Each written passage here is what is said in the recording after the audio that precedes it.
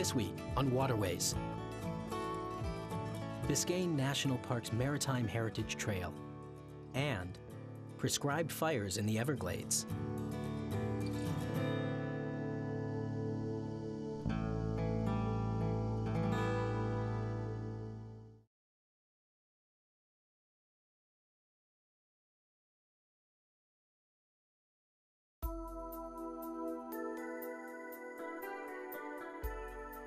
Biscayne National Park and all national parks are owned by the people of the United States. Park managers act as stewards of the national treasures contained within the parks. At Biscayne, the staff reaches out to educate and inspire the public about the park's treasures. Visitors to Biscayne National Park can see outstanding natural wonders, coral reefs, beautiful tropical fish, meadows of seagrass, but also under these waters is a rich cultural heritage in the form of sunken ships. Biscayne National Park is welcoming visitors to explore the Biscayne Maritime Heritage Trail, 6 shipwrecks that tell different stories and offer different adventures. The reason we're choosing those 6 sites is because we've got the level of documentation on them necessary to be able to effectively monitor the site. And also they provide a safe and accessible experience for park snorkelers or divers. We will no doubt be adding more sites to the Heritage Trail in the future. However, until we get the level of documentation that's necessary for each one of those sites, we can expect to average adding 1 or 2 sites every few years. Like the Florida Keys National Marine Sanctuary's Shipwreck Trail, the Biscayne Maritime Heritage Trail emerged from a need to provide a unique recreational experience for park visitors and simultaneously to educate visitors about the challenges of managing shipwrecks. For Biscayne National Park is a veritable graveyard for ships. Dozens have found a final resting place beneath these waters. The reason why there's so many shipwrecks in the Florida Keys is a combination of natural and cultural factors. The natural factors are prevailing easterly winds like we're experiencing today. Also very shallow coral reefs. But the most amazing natural factor that really describes why there's so many shipwrecks is the Florida Straits, the Gulf Stream. Very powerful superhighway, a current that runs 100 miles per day northward. So unsuspecting seamen would try and stay out of the brunt of the Gulf Stream if they were heading southbound, and they'd hug the shallow reefs a little bit too close before the easterly winds would pile them up on top of it. The geography of the Keys, coupled with South Florida hurricanes, are natural factors contributing to the wrecking of ships. But there were many cultural factors, like inaccurate navigation tools and a ship's inability to fight the forces of nature, that caused dozens of human casualties over hundreds of years. To date, Biscayne National Park has surveyed only about 14% of its waters. Within that 14%, 43 shipwrecks have been located. In the future, Brenda and her staff, using a statistical model, estimate that 76 shipwrecks exist within Biscayne National Park. The northernmost wreck on the Biscayne Maritime Heritage Trail is the Aratoon Apgar, which was built in Scotland in 1861. Wreckers in the Florida Keys had been cursing the installation of the lighthouses that were being put up in the 1870s and earlier along the Florida Keys because they viewed them as threatening their very existence. Fowey Lighthouse Tower began to be constructed in 1876. In 1878, the finishing touches were being put on it. The crewmen who had already lit the tower and were working on building the platform were horrified one night in 1878 when they saw a huge vessel heading straight for the tower. The remains of the ship can be found today, hundreds of feet away from the lighthouse tower. Next on the Biscayne National Park Maritime Heritage Trail, south of the Aritu-Napcar, is the Lugano Wreck, one of Brenda's favorite sites on the trail. This is because the wreck is huge. It stretches 400 feet long and more than 50 feet wide. The Lugano was built in 1882 in England and sank on March 9, 1913 at Longreef, en route from Liverpool to Havana. At the time of its sinking in 1913, it was the largest ship to ever sink in the Florida Keys. Now, when it sank, as if that wasn't bad enough, within 10 years, it was still such a hazard to navigation. Other shipwrecks were piling into the Lugano, even though it was sitting in 27 feet of water, that the Coast Guard had to come along and blow up the remains of the hull. Every piece of frame that exists along this 400-foot wreck is habitat to lobsters. Soft corals cover the hull. The ship is slowly disintegrating due to repeated storms and constant wave action. Adverse conditions have not yet affected the Mandalay, the next wreck south on the Maritime Trail. Built in 1928 in the U.S., the steel-hulled schooner was known as the red carpet ship of the Windjammer Fleet. The Mandalay is considered the quintessential shipwreck in Biscayne National Park. When it was constructed in 1928, it was built as a luxury yacht to sail around the world. It was built out of teak, ivory. It had 2 massive water tanks on it so that there would always be a source of fresh water, and the largest fuel tank you'll ever see on any 2-masted luxury sailing yacht. The Mandalay sank on New Year's Eve, just hours before midnight, at Longreef en route from the Bahamas to Miami. The vertical relief of the Mandalay provides a phenomenal habitat for marine creatures.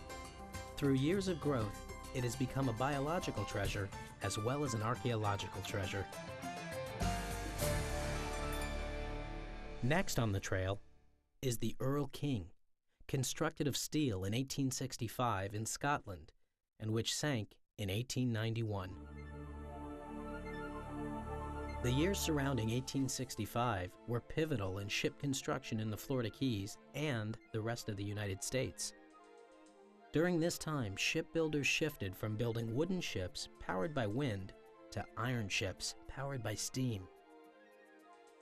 It was initially en route from Liverpool to New Orleans when it sank in 1891, carrying a cargo of construction material. The next wreck on the Maritime Heritage Trail is the Alicia, built in 1883 in Scotland, and which ran aground on April 20th, 1905, at Ajax Reef en route from Liverpool to Havana. The Alicia was laden with silks, silverware, and other fine household items. The ensuing heated claims to the wreck by dozens of wreckers initiated another turning point in maritime history. When that vessel went down, because the goods were considered to be so wealthy, it actually created quite the brouhaha over the salvage of the vessel, and the ensuing illegitimate activities by wreckers that followed who were salvaging that vessel changed U.S. Admiralty Court law forever. They literally, at one point, painted a black line down the middle of Alicia and allocated wreckers to work on one side of the line or the other. The final wreck highlighted on the Maritime Heritage Trail in Biscayne National Park is simply called the Wooden Sailing Vessel. This is because the identity of the wreck is unknown. 19th century wooden sailing ships were the time when the Florida Straits were being used as a superhighway, both for coastal trade and international trade. The remains of the 19th century wooden sailing vessel exemplify what these sites look like in the Florida Keys today. Managers of shipwrecks practice what is called conservation archaeology. The premise of conservation archaeology is that these sites need to be preserved for future archaeologists, because people today can't predict the questions historians will be asking in the future. To remove these wrecks from the ocean floor would forever change them. In the past, up until about the 1960s, archaeologists excavated sites, fully excavated sites. And there's kind of a joke that archaeology was the controlled destruction of a site. And it was assumed that the archaeologists' data, the field journals and the photographs and the site plans, would have to suffice if someone in the future wanted to go back and look at what was there. There's a perception that the ocean is a very inhospitable place for sunken ships. Historically, underwater archaeologists viewed the collection of artifacts and the rescuing of shipwrecks from the sea floor as a race against time. We now know, because science has told us, that there are many microenvironments in the ocean where the shipwrecks are actually better preserved, being in place. And they call it in situ preservation, because the way that the shipwrecks have stabilized through time, the rate of deterioration is minimal compared to what goes on when you bring something out of a saltwater environment and then try to conserve it. Brenda's work isn't just about the preservation of history. Her main desire is to educate the public about the region's maritime past. One valuable tool created by Brenda's staff is an underwater dive card for each site. These cards provide the architectural blueprints and a brief history of the wreck, as well as information about safety hazards. Unfortunately, many park visitors today, when they snorkel on a shipwreck or dive on a shipwreck, feel that it's okay to pick up and move an artifact, or maybe slip a little bronze fastener into their buoyancy compensator vest and take it home as a souvenir. It's these relic collectors that really aren't intentionally trying to hurt the site that are having the worst impact on each one of these shipwrecks. In the last 30 or 40 years, extremely stringent laws have been enacted that make looting shipwrecks a violation, punishable by a prison sentence and/or a financial penalty. Looting is a very serious matter. Removing even the smallest artifacts is illegal.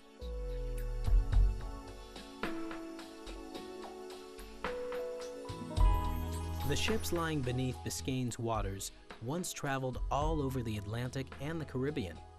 Their histories are as varied as the people who call South Florida home. This is one reason why Brenda believes that the Maritime Heritage Trail is the perfect outreach tool for people who live nearby.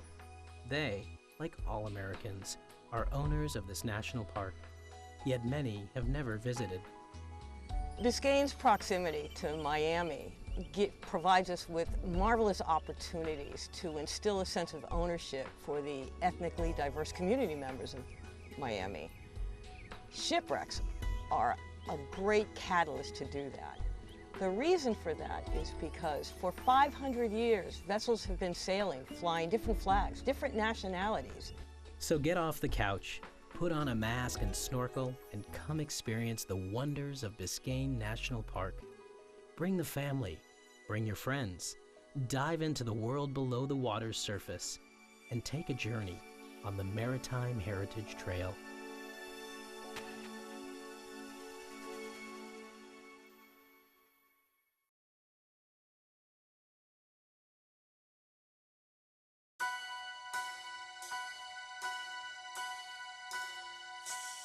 What do plants and trees need to grow?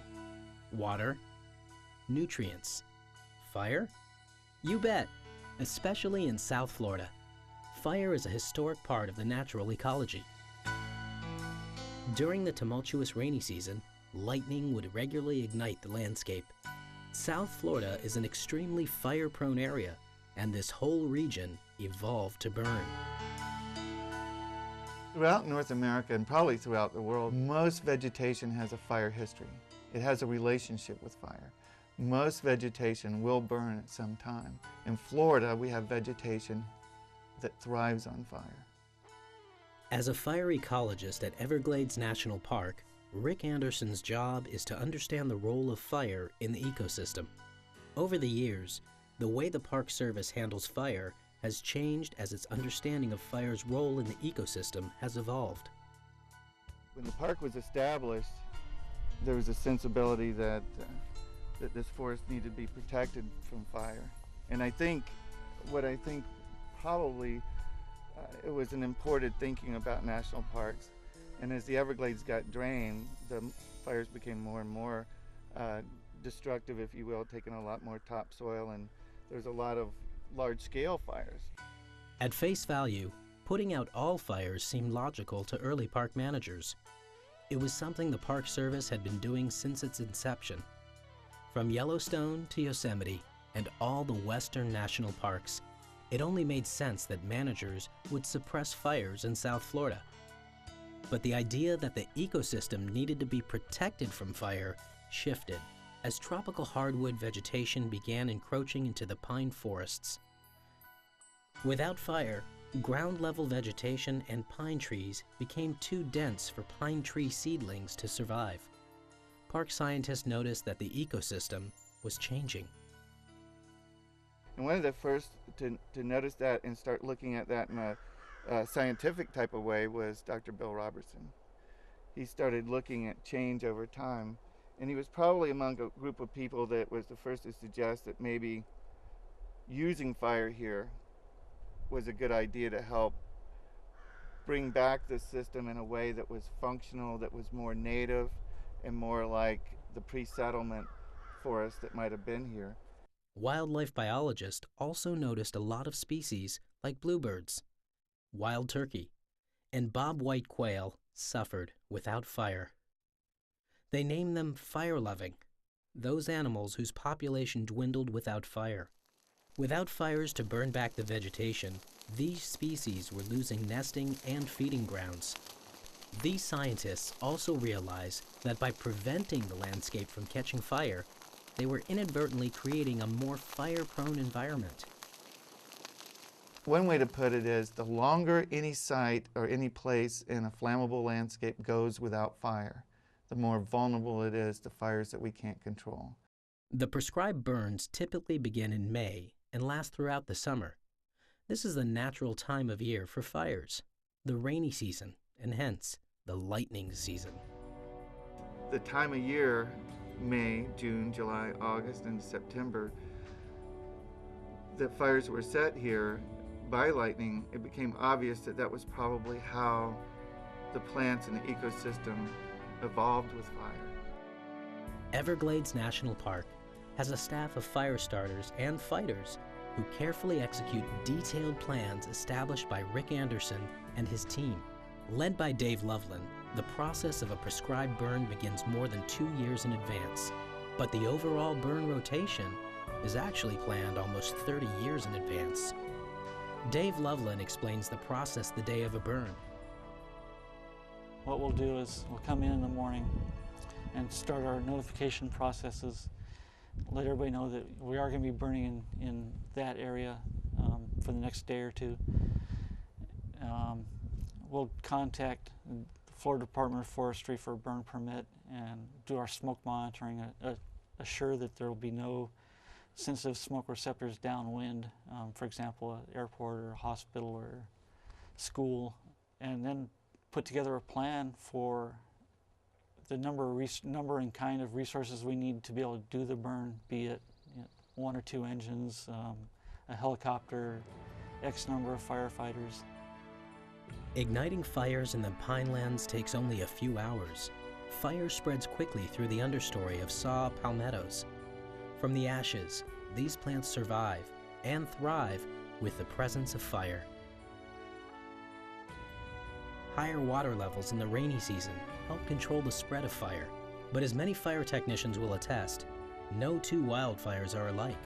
Similarly, no 2 prescribed burns are alike.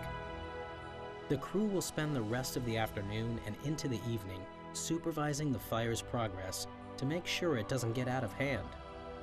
Once the fire has burned itself out, they return over the next few days to monitor the smoldering embers. In the prairies, a lot of what we're doing is reducing the dead component out there, keep the grasses young and healthy, and We try and reduce the amount of hardwood encroachment coming out of the hardwood hammocks, tropical hardwood hammocks and tree islands. It seems to be a remarkably stable environment out there, and so mostly what we're doing is just maintaining that ecosystem in its current state. Everglades National Park, covering 1.5 million acres, is huge. Of this area, Dave Loveland estimates that over 600,000 acres are fire dependent. In any given year, I try and burn somewhere between 12,000, 30,000 acres. We're trying to increase that as time goes on.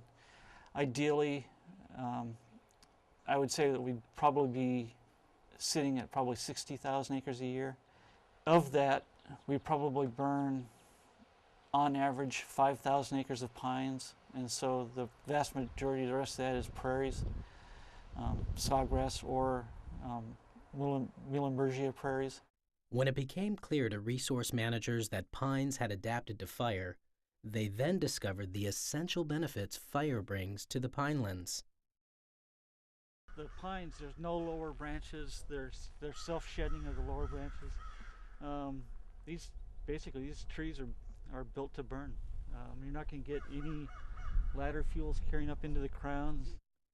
Fire-dependent pinelands grow directly on nutrient-poor limestone bedrock, the skeletal remains of a prehistoric coral reef.